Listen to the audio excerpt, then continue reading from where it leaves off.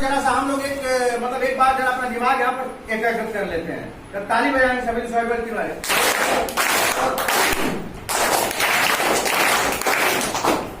अब हमको पता है क्या पढ़ना है, क्या पढ़ना है? प्रतिशत। प्रतिशत माने होता है, देखिए यहाँ दो शब्द है, एक प्रति है और एक क्या है? प्रति माने क्या होता है? एक, और शब्द माने क्या होता है? 100। यानी 100 पर ये चीजें निकाली जाती है। जैसे आप लोग गांव में रहने वाले हो, चाहे कोई भी कोई बैंक से पैसा लेता है, चाहे सुनते हो कि ये 5% की ब्याज पर है, ये 10% के ब्याज पर है, सुनते हैं नहीं सुनते? गाँव में उधार लेते हैं तो अगर हम 100 रुपया लेते हैं तो लेने वाला हमसे 10 रुपए 5 रुपए सैकड़ा पीछे लेता है, लेता है ना। तो जब लेता है तो हम क्या करते हैं, उसको उस महीने के अंत में उतना जोड़ करके दे देते हैं। तो किसके पीछे लेता है? सैकड़े के पीछे लेता है, 1000 के पीछे? सैकड़े के पीछे। सैकड़ा मतलब 100। तो अगर यहाँ पर लिखा है 5%, क्या लिखा है? 5%। तो ये तो हो गया 5 और कितने पर है? 100 पे। तो अब उसको कुल कितना मिला के देना पड़ेगा? 105। यानी हमेशा प्रतिशत जो है 100 पर ही निकाला जाएगा। अब यहाँ पर 2% है, तो इसका उत्तर कोई लड़का बता सकता है कि इसको कितना लिखेंगे? बोलिए। 2/100। 2/100। यानी ये 100 क्या है? सैकड़े पर है। तो इसी 1/100 को जो हम क्या कहते हैं? प्रतिशत कहते हैं। अब यहाँ पर एक सवाल आता है एनएमएस में, 400 का 2% लिखा है। तो यहाँ पर इस सवाल को हम कैसे हल करते हैं? कि 400 तो कर ही देंगे, जहाँ का लिखा है वहां गुणा लगा देते हैं, और यहाँ 2% को क्या लिखेंगे हम? 2/100। अब ये काटने के लिए देखो, ये 2 से कट गया, और ये कितना आ गया? 4 में 2 का क्या कर देंगे हम? तो 400 का 2% कितना हो गया? 8 हो गया कि नहीं हो गया? तो ये सवाल हम लगा लेंगे नहीं लगा लेंगे? नहीं लगा पाते हैं तो देखते हैं, ये 800 करेंगे? करेंगे कि नहीं करेंगे? पूरे 3/4 करेंगे ना। अब ये प्रतिशत का है, तो ये 4 में किसका है, और हम भाग दे देंगे 100 का। तो यहाँ पर क्या हो जाएगा? 100। क्या हो जाएगा? और ये 2 शून्य से कट जाएगा, ये 4 दूना 8, और ये कितना आ जाएगा? 6 आएगा। गुड, बहुत अच्छे। कितना आ जाएगा? 6। मैंने जान के गलत किया था। और ये देखो यहाँ पर ये 1200 है। अब इसको जैसे करना है, इसमें 2 चीजें दिखाई दे रही हैं। 1200 का 50% का 60%। तो इससे हम घबराएंगे नहीं, जैसे लगाते हैं वैसे ही लगाएंगे। और ये आप काटेंगे भी इसको, देखिए 1200 गुणे 50, बोलते जाइए 100 हो गया। अब देखिए कुल मिलाकर 1 2 3 4 शून्य ऊपर और 4 शून्य, सारे शून्य को हम क्या कर देंगे? काट देंगे। अब ऊपर कितना बच गया? 12 बचे 60, और 60 में किसका गुणा कर देंगे हम? अब ये कितना आ जाएगा? 300। इसी तरह इसको लगा लेंगे, नहीं लगा पाएंगे? इसको पहले हम साधारण रूप में इस रूप में बदलेंगे। इसके लिए हम 13 में 3 का गुणा करेंगे, और फिर 2 को क्या करते हैं? क्या करते हैं? ये क्या हो जाएगा? 1500 गुणे 13 और 39 में 2 जोड़ा 41/3, और इसमें भी 100 का गुणा होगा कि नहीं होगा? फिर यहाँ गुणा होगा, फिर ये कितना हो जाएगा? 10/। अब ये भी देख लेंगे यहाँ भी कितने शून्य आ रहे हैं, और इसको हम काट लेंगे ना। हाँ, तो ये आपका एक होमवर्क भी हो जाएगा इसमें, इसको आप लगा लेंगे। फिर ये आता है, देखिए प्रश्न ए क्या लिखा हुआ है, कोई लड़का पढ़ के बोले इसको।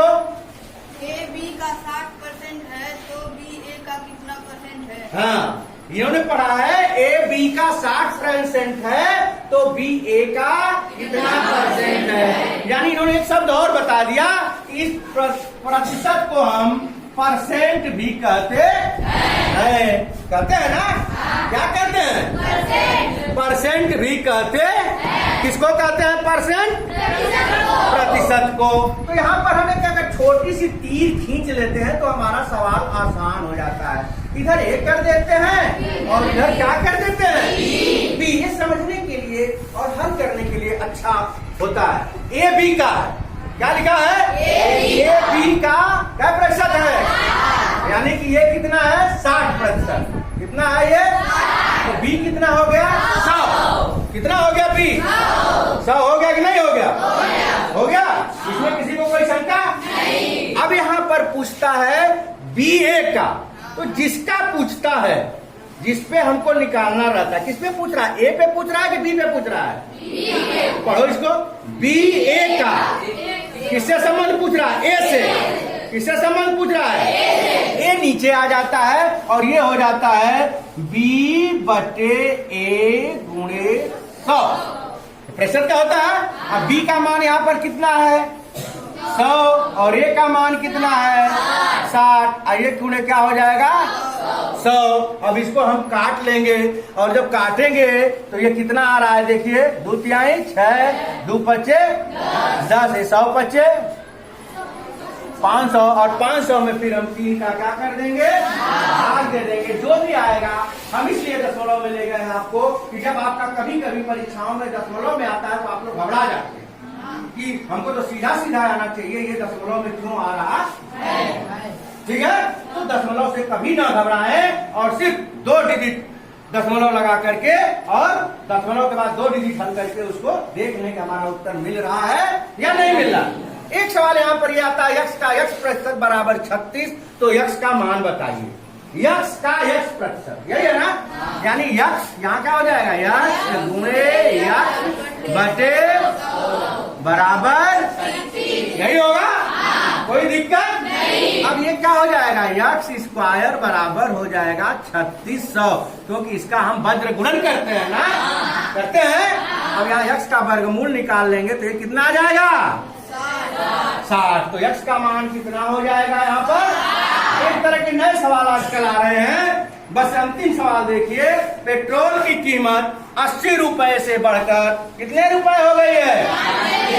तो प्रतिशत वृद्धि बताइए। हम लोग देखते हैं आजकल हर चीजों के दाम धीरे धीरे बढ़ते हैं, तो लोग कहते हैं इतना प्रतिशत बढ़ गया। सुनते हैं नहीं सुनते हैं? इन सवालों को कैसे हल करेंगे हम? इसके लिए भी हम एक तीर बना लें। तीर बना लिया हमने? बना लिया नहीं बना लिया? एक तरफ हो जाएगा प्रारंभिक और एक तरफ हो जाएगा अंतिम। तो ये कितना पहला था? 80 था और 80 के बाद कितना हो गया है वो? तो ये प्रारंभिक कीमत कितनी हो गई? ये प्रारंभिक हो गई और ये क्या हो गई? बढ़ी हुई। तो बढ़ी हुई कितनी हो गई? 96। तो कितने रुपए बढ़ गई? 16। तो अगर इस 16 रुपए को हम यानी बढ़ी कीमत कितनी हो गई? 16 रुपए। बढ़ी कीमत कितनी आ गई? 16 रुपए आ गई। अब इसमें हमको क्या निकालना है? प्रतिशत वृद्धि निकालना है ना। तो प्रतिशत वृद्धि बराबर होता है, आपने हार नाभि के प्रश्न में पढ़ा है कि वृद्धि बटे प्रारंभिक मूल्य या क्रय मूल्य गुणे 100, यही होता है ना। तो यहाँ पर हम प्रतिशत वृद्धि क्या निकाल देंगे कि वृद्धि यानी ये वृद्धि का प्रतिशत बराबर हो जाएगा वृद्धि बटे प्रारंभिक मूल्य अगुणे 100। तो ये वृद्धि कितनी हो गई? 16। प्रारंभिक कितना था? 80 अगुणे 100। अब इसको हम काट लेते हैं। देखो ये और 8 दूनी 16 और 10 दूनी 20% की वृद्धि हो गई। कब? जब पेट्रोल की कीमत 80 रुपए से बढ़कर के, इसी तरह हम हानि भी निकाल सकते हैं। अगर मान लो ये 80 है और ये इधर कर दिया जाए, ये इधर कर दिया जाए, यानी 96 रुपए पहले था, अब हो गया 80 रुपए, तो उत्तर तो बदलेगा ही बदलेगा। 16 रुपए तो 16 तो बढ़ेगा ही बढ़ेगा। तो इस तरह हम इसकी प्रतिशत हानि भी निकाल सकते कि कितने प्रतिशत क्या हो गई? हानि हो। और इस तरह के आप 2-2 या 3-3 सवाल लगा लेंगे घर से, तो आपको अभ्यास हो जाएगा। अगर कोई दिक्कत आती है तो कल फिर क्लास में इसको हल किया जाएगा।